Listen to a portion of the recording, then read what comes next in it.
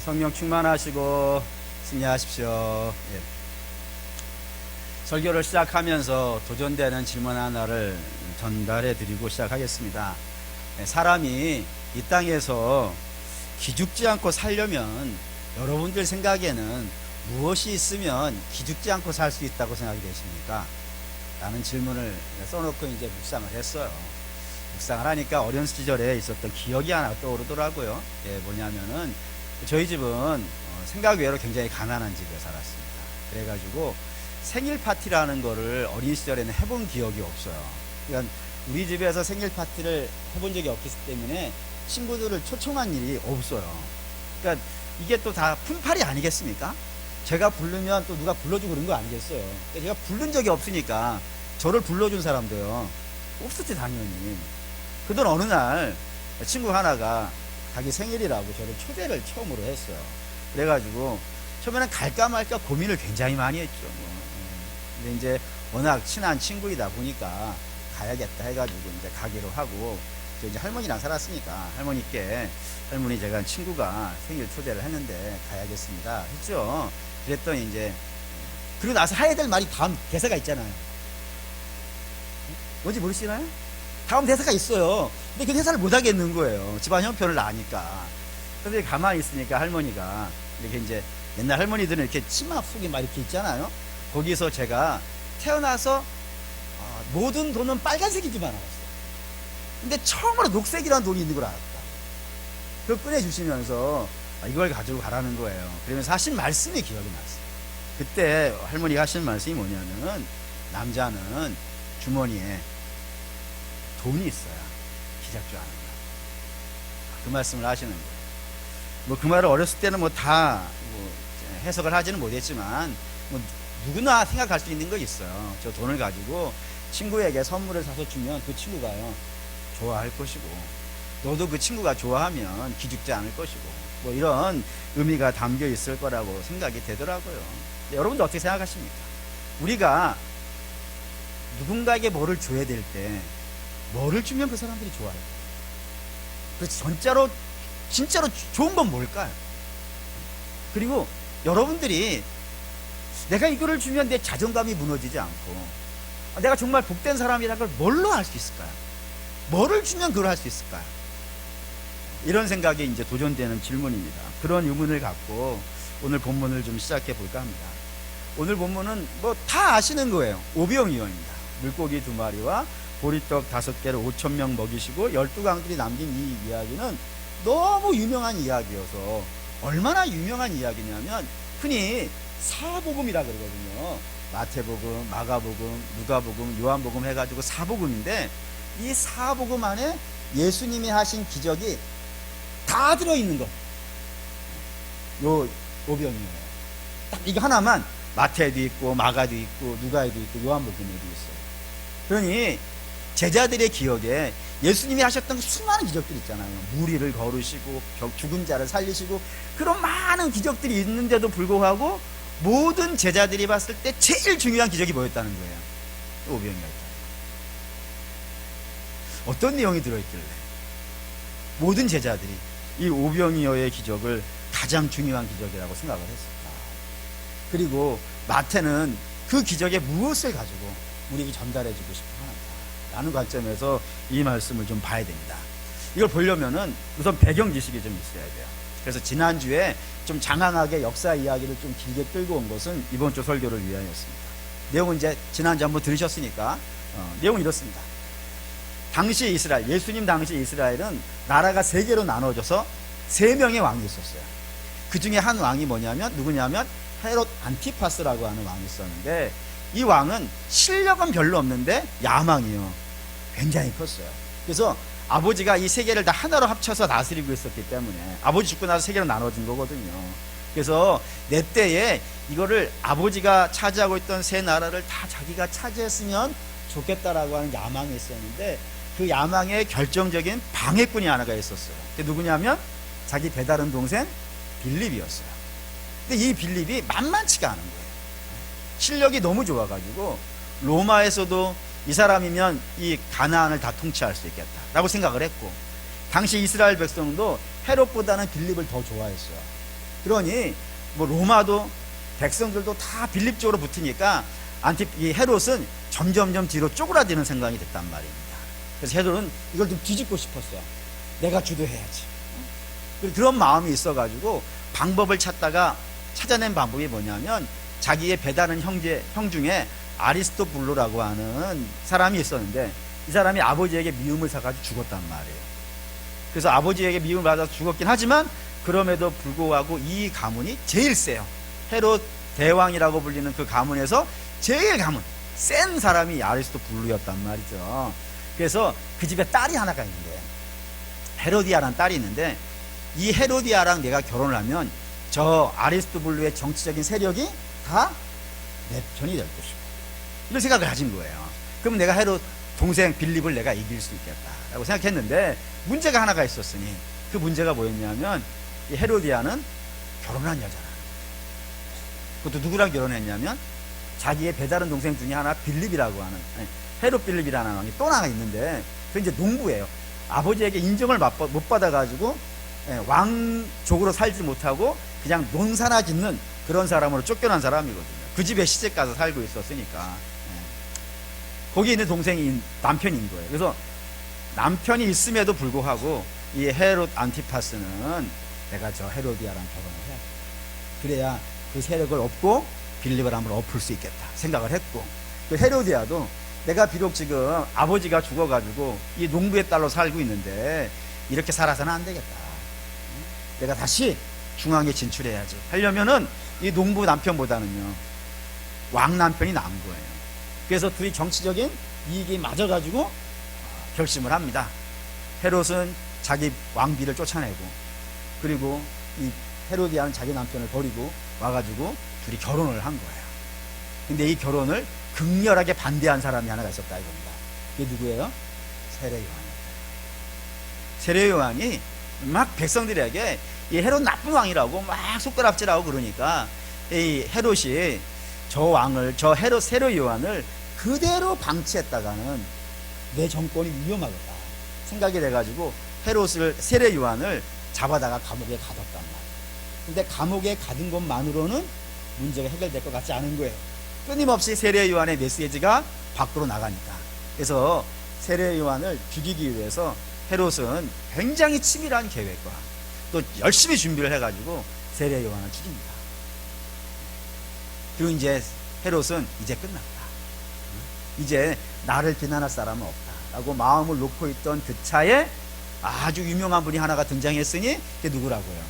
예수님. 헤롯은 긴장한 거예요. 내가 죽인 세례 요한이 다시 나타났나 보다. 다시 나를 비난하면 내가 어떻게 할 것인가. 그러다가 뭐 결심을 하죠. 주목했다라고 되어 있어요. 저가 어떤 악한 행동을 하면은 내가 저도 죽이리라 라고 하는 계획을 갖고 예수님도 주목하고 있었던 때에 예수님이 사역을 시작했다는 겁니다. 사랑하는 믿음의 성도 여러분, 한 번쯤 생각해 보시죠. 이렇게 이 헤롯이라고 하는 당시의 왕은 백성들에게는요 관심이 없는 거예요. 오로지 그가 유일하게 관심 갖고 있는 거냐, 내 권력과 내 권세예요. 그래서 이 권력과 권세를 지킬 수 있고 얻을 수만 있다면 결혼한 여자애도 데려올 수 있는 거예요. 네? 그리고 내 권력만 유지할 수 있다면 세례 요한, 하나님의 종이라고 불린 사람 죽일 수 있는 거예요. 그리고 내 권력만 유지할 수 있다면 예수님 내가 주목한다 이거예요. 더 하면 내가 가만두지 않겠다. 오로지 모든 건 여기에만 있는 거예요. 네. 그런 사람이니까 백성들의 삶을 돌보겠습니까? 안 돌보겠습니까? 뭐 돌볼 일이 없는 거예요. 오로지 그의 관심은 이거 하나밖에 없습니다. 백성들이 어떻게 사는지 안 사는지 관심이 없어요. 그래서 백성들이 그 당시에 어떠한 모습으로 살고 있는지를 성경은 이렇게 표현을 합니다. 13절 읽을게요. 예수께서 들으시고 배를 타고 떠나사 따로 빈들에 가시니 무리가 듣고 여러 고을로부터 걸어서 따라간지라. 여기 이제 빈들이라고 하는 단어에다가 동그라미를 치셔야 됩니다. 모병리어를 쓰는 모든 복음서 중에 빈들이라고 하는 단어는 마태만 썼어요. 빈들이라는 것이 하나가 있고, 또 하나 더 읽읍시다. 15절 10번 읽을게요. 저녁이 되매 제자들이 나와 이르되 이곳은 빈들이요 때도 이미 저물었으니 무리를 보내어 마을에 들어가 먹을 것을 사 먹게 하소서. 저녁이 됐는데도 먹을 것이 없더라. 이 두 개예요. 이 두 개를 가지고 한번 좀 묵상해 보면 이런 얘기입니다. 여러분에게 한번 이제 물어볼게요. 한번 대답을 해보세요. 여러분들이 야유회를 나갈 예정입니다. 놀러 갈 예정입니다. 근데 그 놀러 가시려고 하시는 곳에 식당이 없어요. 그럼 여러분 어떻게 하시겠습니까? 그치에 도시락을 싸야죠. 안 그렇습니까? 뭐 점심이 되기 전에 올 거예요 라고 하시면 안 써도 돼요. 근데 점심 되기 전에 오는 여행은 뭐하러 가겠어요? 그러니까 여행을 가서 여행 갈 때 제일 중요한 게 뭐예요? 먹는 거예요. 먹으러 가는 거예요. 응? 금강산 중요한 게 아니에요. 밥 먹으러 가는 거예요. 어쨌든 식당이 없으면 도시락을 싸라. 근데 도시락을 쌀 수 없는 형편이면 어디로 가면 안 돼요? 빈들로 가면 빈들로 가면 얘기가 너무 빨리 갔어요. 숙소에 있는 데로 가면 안 되는 거예요. 먼저 들으신 분이 곤란해요. 앞서가지 말고 어쨌든 도시락을 싸갈 수 없으면 식당이 없는 곳으로 가면 안 돼요. 그죠? 근데 식당도 없는 곳으로 가면서 도시락까지 안 싸간 사람은 어떤 사람이에요? 대책 없는 사람이죠. 그렇지 않습니까? 근데 지금 오늘 본문이 그렇다. 빈들이라 그랬으니까 식당이 없어요. 근데 저녁이 됐는데도 불구하고 도시락도 없어요. 대책 없는 사람. 그 정도로 대책이 없는 시대에 이 백성들이 살고 있었다. 그러니 이들의 입장은 이런 거예요. 여기서 죽든 저기서 죽든 상관없는 겁니다. 그 정도의 처참하고 어려운 형편 속에 살고 있었던 사람들이 당시 예수님의 시대에 살고 있던 사람들이라 이겁니다. 그래서 그들을 예수님이 어떻게 보시냐면 14절. 예수께서 나오사 큰 무리를 보시고 불쌍히 여기사 그 중에 있는 병자를 고쳐 주시니라. 어떻게 보셨다고요? 불쌍. 이 빈들로 나오면서도 도시락 하나 싸울 수 없는 그들의 인생이, 그리고 그렇게 처참하게 살고 있는데도 불구하고 이 땅의 왕이라고 하는 자는요, 그들의 삶에 관심 없고 백성들의 고통에 관심 없고 그저 자기의 정치적 야망 하나 외에는 관심 없는 그런 시대에 사는 백성들을 보면서 불쌍히 여기죠. 그래서 예수님 뭐 하시냐면 저들을 돌보셨다. 근데 여기 문제가 있어요. 예수님의 이런 돌봄, 병을 고쳐주시고 먹을 것을 주시고 이런 돌봄을 예수님은 오래 하시면 안 돼요. 오래 하시면 안 돼요. 이거 빨리 끝내야 돼요. 목사님 이게 무슨 말이니까 하시겠지만 동영을 볼까요? 요한복음 16장 7절 이렇대요. 그러나 내가 너희에게 실상을 말하노니 내가 떠나가는 것이 너희에게 유익이라. 내가 떠나가지 아니하면 보혜사가 너희에게로 오시지 아니할 것이요 가면 내가 그를 너희에게로 보내리니. 여기 이제 주께서 뭐라 그러시냐면 내가 여기에서 계속 이러고 있는 것보다는 뭐 하는 게 낫다고요. 빨리 떠나는 게 낫다 라고 얘기하는 거예요. 아니 우리는 납득이 안 되는 거예요. 아니 예수님이 와서 돌보시고 있는데 그 돌보시는 것보다 예수님이 빨리 떠나시는 게 낫다 그러니 이게 뭔 말인가 생각하시겠지만 이렇게 생각해 보시죠. 예수님이 많은 병을 고쳐주셨어요. 근데 그 고침받은 사람은 예수님께 고침받고 나서 안 병들었을까요? 다른 예로 들어볼까요? 예수님이 죽은 자를 살려내신 분이 몇 분 있어요. 근데 그들은 안 죽었을까요? 그들도 여전히 이제 죽어 있는 거예요. 다시 말하면 지금 예수님이 병 고쳐주시고 예수님이 살려주시고 이런 거 귀신 쫓아내주시고 중요하지 않다는 게 아니에요. 중요해요. 근데 그 모든 일들은 다 어떤 것이냐면 잠시라고요. 잠시. 일시적인 것이고 찰나적인 것이고 순간이라 이거예요. 근데 예수님은 잠시 하시는 일을 하려고 오신 게 아니라고. 잠시 우리에게 유익이 되는 것, 순간적으로 우리에게 기쁨이 되는 것, 찰나적으로 만족이 되는 그런 일을 하시려고 오신 분이 아니라 뭐 때문에 오신 거예요? 영원을 위해서 오신 분이라니까. 그래서 베드로를 한번 예수님이 심하게 책망하신 적이 있었어요. 한번 읽어볼까요? 마태복음 16장 23절. 읽습니다. 예수께서 돌이키시며 베드로에게 이르시되 사탄아 내 뒤로 물러가라 너는 나를 넘어지게 하는 자로다 내가 하나님의 일을 생각하지 아니하고 도리어 사람의 일을 생각하는도다 하시고. 예수님에게 베드로는 수제자, 천국의 열쇠를 맡긴 자예요. 그런데 그 천국의 열쇠를 맡긴 자에게 예수님이 뭐라 그러셨다고요? 사탄아라고 불렀단 말이에요. 얼마나 센 책망이고 욕인지 아시겠죠. 근데 그 사랑하는 수제자를 사단이라고 부르신 이유가 뭐예요? 제가 뭐만 생각하니까? 사랑이. 순간의 일만 생각한다. 지금 만족하는 일. 지금 배부른 일. 요 상황만 해결되는 일. 그런 것에만 관심이 있지 뭐에는 관심이 없다고요. 하나님의 일, 영원한 일에 대해서는 관심이 없다. 그럼 하나님의 일, 영원한 일은 뭘까요? 그 일이 뭘까요? 예수님이 죄인을 위해서 죽으시는 일이에요. 이게 영원한 일이고 이게 하나님의 일이에요. 왜 그럴까요? 무죄한 자가 죄인을 위해서 죽으면 어떤 일이 발생돼요? 죄인의 죄가 사함받게 돼요. 할렐루야. 그리고 그 죄가 사함받게 되면 그 다음엔 무슨 일이 벌어질까요?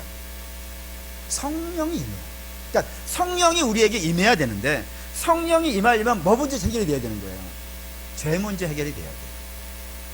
죄가 해결되어지지 않는 이상은 성령이 우리 안에 거하실 수가 없어요. 아시잖아요. 첫사람이 에덴에서 죄 지었으니까 어떻게 되는 거예요? 나간다니까요. 죄인은 하나님과 동행이 안 돼요. 그래서 하나님이 그 안에 들어오려고 그러면 죄를 씻음받는 역사가 있어야 된다 이겁니다. 그래서 주님이 십자가에서 죽으심으로 인하여서 그 피로 우리의 죄를 사시게 되어지고 사시게 되면 누가 온다고요?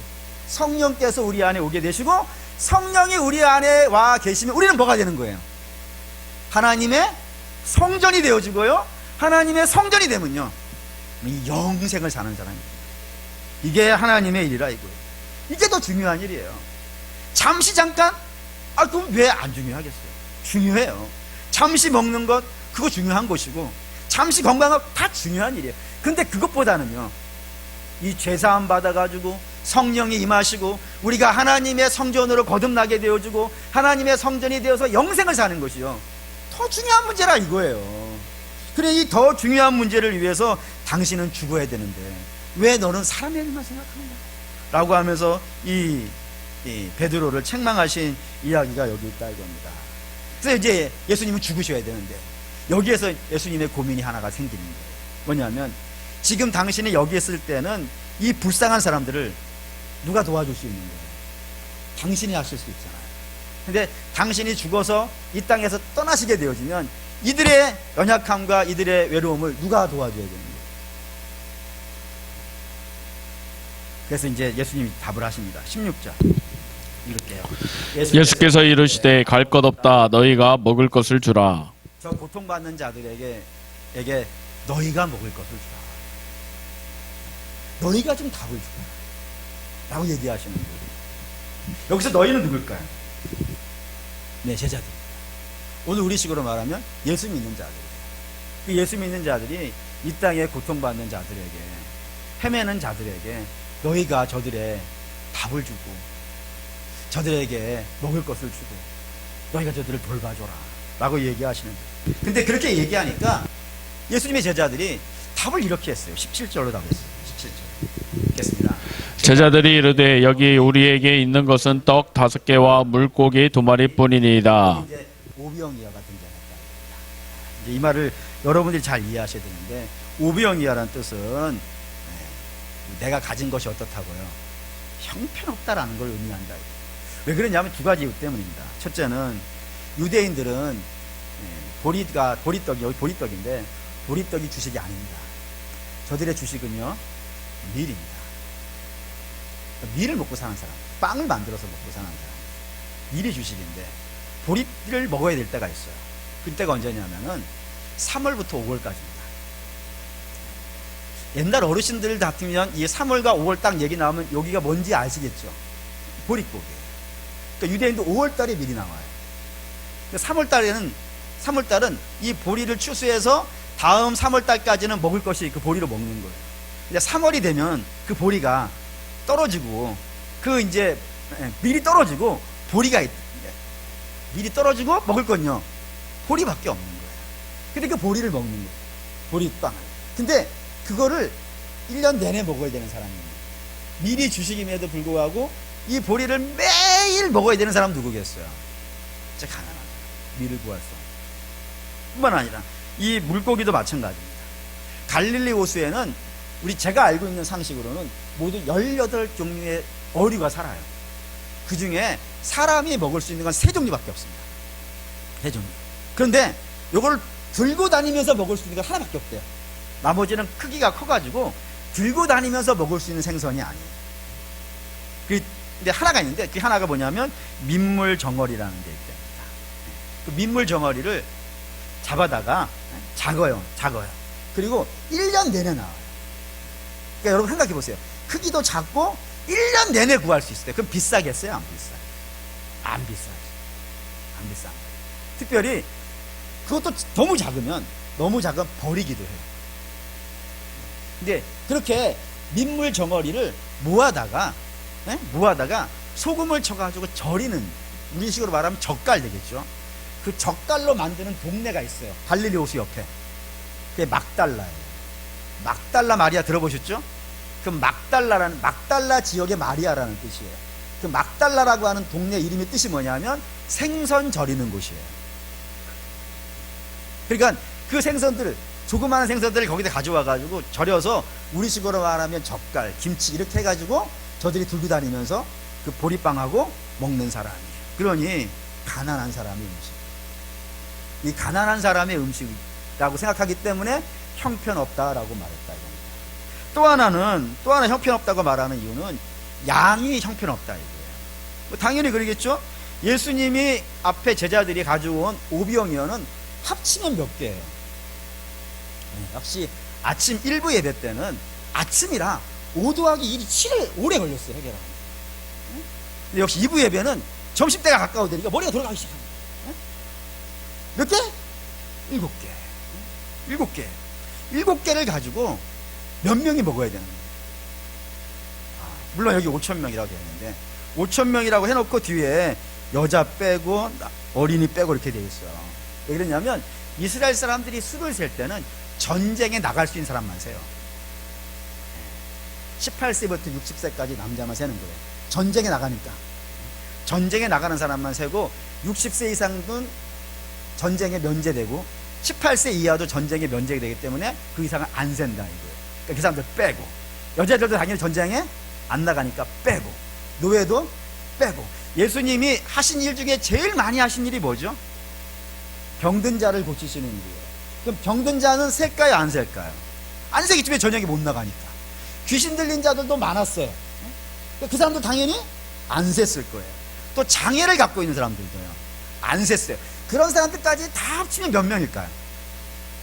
그래서 학자들은 적게는 2만 명, 많게는 한 3만 명 정도가 이 예수님 앞에 모여 있을 거라고 생각합니다. 근데 그 사람들에게 이 7개 가지고는요, 먹을 수가 없죠. 특별히 이 오병이어는 요한복음에 보면은 한 소년의 도시락이에요. 한 사람 먹는 거, 한 사람. 한 사람의 도시락을 가지고 3만 명이 먹는다는 건요, 안 되는 거죠. 형편없는 거예요, 양이. 그래서 제가 서론에 이런 말씀 드렸어요. 남자는 주머니가 빵빵해야 기가 산다라고 했는데, 그런 관점에서 본다면 우리가 가지고 있는 것은요, 너무 초라하죠. 이 문제를 해결할 수가 없어 보이죠. 그런 상황인 거예요. 그러니까 제자들이 기가 살았겠어요? 기가 죽었겠어요? 기가 죽을 수 있을 상황입니다. 그래서 예수님께서 그러는 거예요. 이걸 갖고 뭘 해요, 예수님? 이거 갖고 할 수 있는 게 없어요. 라고 이렇게 이야기하는 일이 생겼다 이겁니다. 그러자 우리 주님이 18절로 답을 하셨어요. 18절 읽을게요. 이르시되 그것을 내게 가져오라 하시고, 가져오라 그러시고 그걸 가지고 축사하셨어요. 하늘을 향해서 축사하시고 제자들에게 나누어 주시는데, 그래서 백성들에게 쭉 퍼지는데 여기 2가지 기적이 붙어요. 2가지 기적. 1차 기적은 어떤 걸까요?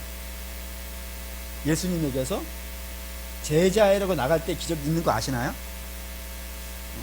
다시 계산합시다. 오병이어는 총 몇 개라고요? 7개.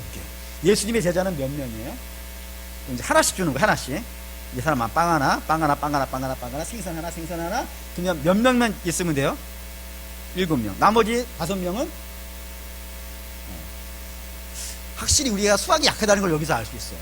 12에서 7을 빼면요 5죠? 5명의 제자는 뭐 하고 있어야 돼요? 손가락 빨고 있어야 되는 거예요. 근데 손가락 빠른 제자가 없는 거예요. 왜죠? 예수님이 떼어서 제자에게 줄 때 이미 한번 뻥 터진 게 보이시나요? 이미 제자에게 나갈 때 한번 기적이 있는 거예요. 그리고 제자들이 그걸 가지고 나가서 백성들에게 나누어 준 거예요. 거기서 또 한 번의 기적이 일어난 거예요. 어느 쪽이 더 커 보여요? 뭐 상식적으로 보면은 기적이 좀 크죠? 우리 지금 사실 그렇게 얘기도 하셨어요. 너희가 나를 믿으면 내가 한 일보다 더 큰 일을 하리라 한 것처럼 제자에게 나갔을 때 어마어마한 일이 이제 벌어지게 되어져 있다 이겁니다. 그래서 제자들에게서 전달되어져 있는 빵으로 말미암아 그 3만 명 어마어마한 사람들의 고통이 어떻게 된 거예요? 해결되어졌다라는 것이 오병이어의 이야기라 이겁니다. 그러면 이게 우리가 본문에서 볼 수 있는 그대로의 모습이라 그러면 우리가 이 문제를 왜 마태가 기록하고 왜 성경이 이걸 집중적으로 기록하는지를 생각해 봐야겠죠. 그걸 답을 하려면 빵이 뭔지를 알아야 돼요. 이 빵이 성경에 뭔가. 성경에 빵 나오면 여러분 딱 하나만 계산하면 돼요. 딱 하나만 계산을 해봅시다. 이게 뭐냐면 요한복음 6장 32절 33절 읽겠습니다. 예수께서 이르시되 내가 진실로 진실로 너희에게 이르노니 모세가 너희에게 하늘로부터 떡을 준 것이 아니라 내 아버지께서 너희에게 하늘로부터 참떡을 주시나니 하나님의 떡은 하늘에서 내려 세상에 생명을 주는 것이니라. 이게 뭔 말이냐면 이 요한복음 6장 자체가 오병이어예요. 6장 전체가 다 오병이어예요. 그 오병이어를 하시고 그 오병이어의 내용이 무엇인지를 설명하는 과정에 어떤 이야기가 있냐면 이 사람들이 백성들이 모여가지고 예수님에게 요구를 하는 거예요. 모세가 우리가 광야에서 너무너무 배고프고 힘들었을 때 만나를 내리게 해가지고 우리의 배를 채워줬다 이거예요. 그러니 당신이 모세와 같은 자라면 그런 기적을 좀 해달라 라고 요구를 한 거예요. 그자 예수님이 요거로 뭐라 그러신 거냐면 지금 어려우시면 안 돼요. 여기 중요한 거니까 여기서부터 잘 들으셔야 돼요. 예수님이 뭐라 그러셨냐면 하나님이 모세가 만나를 내리게 한 것은 모세가 한 게 아니라 이거예요. 맞습니까? 모세가 기적을 보여주려고 한 것이 아니라 뭐 때문에 했다는 거예요? 하나님 왜 하셨다고 이걸요? 하나님 만나를 왜 주신 거예요? 하나님이 내가 기적을 만들 수 있는 신이라는 걸 보여주려고 만나를 내려준 거예요? 아니 왜 준 거예요 그러면? 그 광야에 있는 백성들이 어떤 상태입니까? 배고프면 사람은 어떻게 돼요? 죽으니까 저들을 살려주기 위해서 하나님이 저들을 불쌍히 여기셔가지고 하늘의 만나로 저들의 배를 채워주셨다. 사랑이었다 이거예요. 사랑이었다고. 살게 해주려는 사랑이었다고. 그러면 이제 다시 요한복음 6장 56절 읽겠습니다. 나는 하늘에서 내려온 살아있는 떡이니 사람이 이 떡을 먹으면 영생하리라. 내가 줄 떡은 곧 세상의 생명을 위한 내 살이니라 하시니라. 그 광야 시절에는 하나님께서 저들을 죽지 않게 하시기 위해서 만나를 내려주셨다면 지금 이 시대에는 이 모든 백성이 죽음의 길을 가고 있다 이거예요. 그래서 그 죽음의 길을 가고 있는 모든 사람들을 하나님께서 살리시기 위해서 하늘의 만나를 내려주셨는데 그 만나는 뭐라고요? 예수님이라. 그러니까 성경에 빵 나왔어요? 뭐로 이해하시면 되는 거예요? 예수님. 목사님 너무 과한 거야. 이게 예수님이 당신을 해석한 거예요. 오병이어를 하시고 나서 그 떡은 내가 너희를 사랑해서 준 것이고 너희를 살게 하려고 준 것이고 너희를 진짜로 살게 해주려는 것은 나다 이거야 나. 내가 너희를 줘가지고 너희를 살게 하려고 그런다는 거예요. 더 가봅시다. 마태복음 26장 26절 마태도 있어요. 읽겠습니다. 그들이 먹을 때에 예수께서 떡을 가지사 축복하시고 떼어 제자들에게 주시며 이르시되 받아서 먹으라 이것은 내 몸이니라 하시고. 성찬할 때 마지막 성찬할 때도 주께서 빵을 딱 떼시고 그거를 제자들에게 나눠주십니다. 똑같이 하셨어요. 빵을 가지시고 축사하신 다음에 하늘을 향해서 축사하시고 떼서 제자들에게 나눠주시면서 뭐라 그랬다고요? 내 몸이다. 이거를 먹어야 산다. 내가 너희에게 답이다 라고 하십니다. 그러니 성경에서 오병이어가 등장하면 전부 어떤 뜻이냐면 이 땅의 백성이 너무 고통을 받고 있는 거예요. 죄와 사망의 고통을 받고 있는 그 백성을 너무 하나님이 불쌍히 여기셔가지고 당신의 몸을 1차 제자들에게 주시면서 그거를 받아가지고 너희는 어떻게 하라고요? 저들에게 나누어줘서 저들도 그 인생이 복있게 만들어주고 넉넉하게 해주고 12광줄이 남기는 일을 하라 라고 그렇게 말씀하신 거라 이겁니다. 이게 이해가 되시나요? 그러면 이게 이해돼야 돼요. 주께서 마태복음 28장 20절에 이렇게 말씀하셨어요. 너희는 가서 모든 족속으로 제자를 삼아 아버지와 아들과 성령의 이름으로 세례를 주고 내가 너에게 가르쳐 지키게 한 모든 것을요 가르쳐 지키게 하라. 그때도 그러신 거예요. 너희가 주라. 이 세대를 향해서 사단이 다스리고 있고 죄가 다스리고 있고 사망이 지배를 하고 있어서 많은 사람들이 이 땅에서 공고하고 힘든 인생을 살고 있다.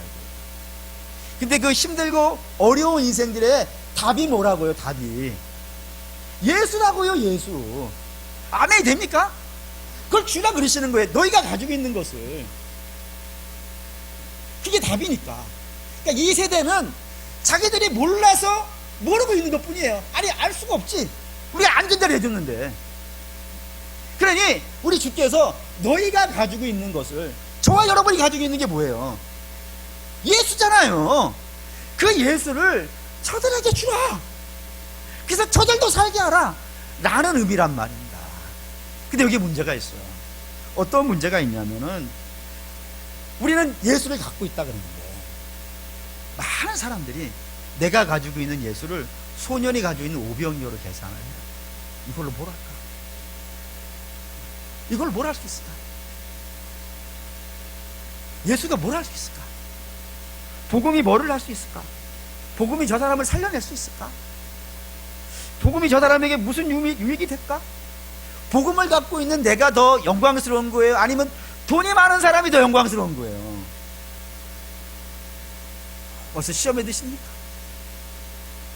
왜 우리는 복음을 가지고 있는 나는 초라해 보이고 돈을 가지고 있는 사람은 영광스러워 보일까? 설교를 준비하면서 이런 생각을 해봤어요. 제가 참 고마워하는 분들이 있어요. 정말 고마워하는 분들이에요.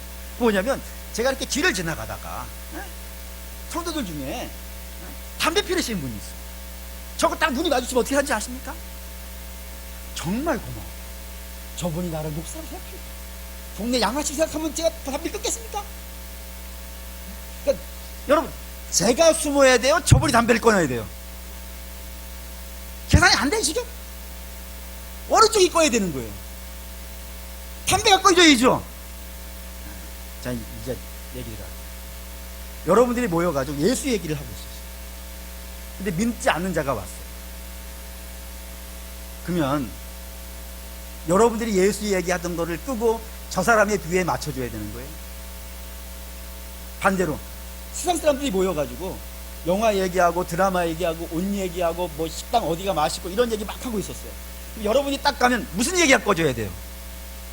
실제로 그래요? 뭐가 꺼지고 있는 거예요 지금? 저 그게 가슴이 원래는 내가 가지고 있는 게 정말 영광스러워요. 아니 우리 스스로가 이렇게 생각을 해야 돼요. 우리가 가지고 있는 것이 너무 영광스럽고 내가 가지고 있는 것이 그 복음이 나를 살렸다니까요. 그러면 내가 가지고 있는 복음이 얼마나 영광스러워요. 나를 살린 복음인데. 그러면 누가 꺼져야 되는데. 우리가 왜 예수 이야기하다가 믿음이 없는 사람이 오면 예수 얘기 끊고 그의 비유에 맞춰줘가지고 세상 이야기에 빠져야 되냔 말이에요. 오히려 세상 이야기하고 있는 사람들이 우리에게 가면은 야 이거 밥 먹는 얘기는 다음에 하자. 이 사람한테 뭐 듣자? 복음 듣자. 이렇게 되어줘야 되는 상황일 것 같은데 우리는 우리가 가지고 있는 복음이 너무 초라해 보이는 것 같아요. 부흥이라는 말이 있어요. 대개 성도들이 부흥하면은 교회 사람수 늘어나는 거라고 생각해요. 근데 여러분 부흥은 사람수 늘어나는 게 아니에요. 한번 이렇게 계산해 볼까요? 어린이가 100명 있는데 어린이 200명 되는 게 부흥이에요? 아니면 어린이 100명 있는데 그 중에 50명이 어른이 되는 게 부흥이에요? 어른이 되는 게 부흥이에요. 성장하는 게 부흥이라니까. 리바이벌이에요. 살아나는 거예요. 근데 그럼 한 영혼을 살려내는 게 뭐겠어요? 돈이겠어요? 돈을 주면 그 영혼이 살아날까요? 그렇지 않아요. 뭘 보면 알아요? 이 시대 돈 많잖아요. 근데 영혼들이 어때요? 사나워지지 않아요. 무서워지지 않아요. 여러분, 돈은 편안하게 해줄 수 있을지 모르겠어요. 내가 사고 싶은 걸 사게 해줄 수 있을지는 모르겠어요. 근데 날 평안을 주진 않아요. 간혹 그런 말 하더라고요. 비싼 많은 돈이 침대를 살 수 있을지는 모르겠지만 꿈을 꾸긴 하지 못합니다. 그게 꿈만이겠습니까? 부흥은요, 오직 복음으로만 하는 거예요. 복음이 죽어가는 한 영혼을 살리고 낙심한 영혼을 일으키고 험한 길에 사로잡혀서 엉뚱한 길을 가는 자를 살려낸다. 단지 저 사람이 모르고 있을 뿐이에요. 볼까요? 요한복음 4장 10절 읽겠습니다. 예수께서 대답하여 이르시되 내가 만일 하나님의 선물과 또 내게 줄 물 좀 달라 하는 이가 누구인 줄 알았더라면 내가 그에게 구하였을 것이요 그가 생수를 내게 주었으리라. 네가 몰라서 그래요. 지금 네가 알았다 그러면 네가 나한테 달라 그래요. 그러니까 세상은 몰라서 그래요. 사망에 갇혀 있는 자고 죄들에 갇혀 있는 자니까 어떻게 알겠어요? 근데 우리가 가서 전해줘야 되는, 그게 주께서 그러신 거예요. 너희가 가서 주라고 이제. 그러면 된다. 근데 우리는 우리가 가지고 있는 복음이 작아 보여요. 근데 혹시 여러분이 가지고 있는 복음이 작다라고 생각하면 어떻게 하면 될까요? 주께 구하세요. 주님 제게 좀 주세요. 놀라운 얘기 할까요? 아까 제자들이 나눠주게 더 많다 그랬죠. 한번 계산을 해보세요. 예수님에게 제자에게 준 것이 많을 것 같으세요? 제자들이 백성들에게 준 게 많을 것 같으세요? 총 양으로 보면은 백성들에게 나간 게 많아요. 그쵸? 그쵸? 근데 한번 생각해 보세요. 제자들은 이 사람들이 나눠주려면은 빵 하나 갖고 나가서 이렇게 나눠주겠어요? 아니면 바구니로 들고 가겠어요? 그쵸? 바구니 안에다 잔뜩 넣어가지고 가져가겠죠? 왜 예수님이 제자들에게 바구니 하나만 줬을까요? 바구니 2개는 못 드니까요. 이게 되시나요? 그러니까 제자들은 자기 바구니에서 빵 하나를 떼가지고 이 사람에게 주는 거예요. 근데 예수님은 이 제자에게 얼마큼 주신 거예요? 바구니채 주시는 거예요. 누가 많이 받은 거예요? 제자들이 받은 거예요. 주께서 복음을 달라 하는 자들에게 복음을 줄 줄 믿습니다. 많이 주실 거예요. 여러분 넉넉하게 주실 거예요. 그러니 사랑하는 여러분들이 혹시 내가 가지고 있는 복음이 잘 모르겠으면, 내가 뭘 가지고 있는지 잘 모르겠으면 오늘 여러분 이 말씀을 듣고 우리 주님께 복음을 구하시기 바랍니다. 주님 저에게도 좀 주십시오. 그래서 내 안에 복음이 충만해서 그 기쁨과 감격에 겨워가지고 저도 복음을 줄 수 있는, 주께서 주라 그러셨으니까 그 예수를 줄 수 있는 사람이 좀 되게 해주십시오 라고 기도하시는 게 낫지, 내가 가지고 있는 복음이 이것 갖고 뭘 할 수 있을까? 여러분, 여러분이 들은 그 복음이 역사를 바꿨고요, 그 복음이 사단의 진을 무너뜨렸고요, 그 복음이 사망을 깬 거예요. 그 영광스러운 복음을 갖고 초라하게 생각하지 마세요. 스스로 막 위축돼가지고 이걸로 뭘 할 수 있을까? 아니에요. 내가 전하는 복음이 한 영혼을 살려낼 거예요. 놀라운 복음이에요. 모르겠으면 주께 구하세요. 달라 하세요. 그럼 주께서 넉넉하게 해주실 테니까. 그래서 우리 사랑하는 모든 성도 여러분들이 우리 주님이 그러시는 거예요. 이 세대는 복음이 필요한 세대. 너희는 가서 내가 너희에게 준 거를 저들에게 주라. 그래서 마태는 너무 영광스러웠던 것 같아요. 이게. 야, 사람의 지위가 어떻게 이만큼 올라가냐 이거예요. 사람이 죄인에 지나지 않는데 그 죄인들이 우리 주님에게 복음을 받아가지고 한 영혼을 살릴 수 있는 말을 할 수 있다는 것, 얼마나 영광스럽냐라는 의미에서 이 복음을 썼다 이겁니다. 그러니까 여러분도 그랬으면 좋겠어요.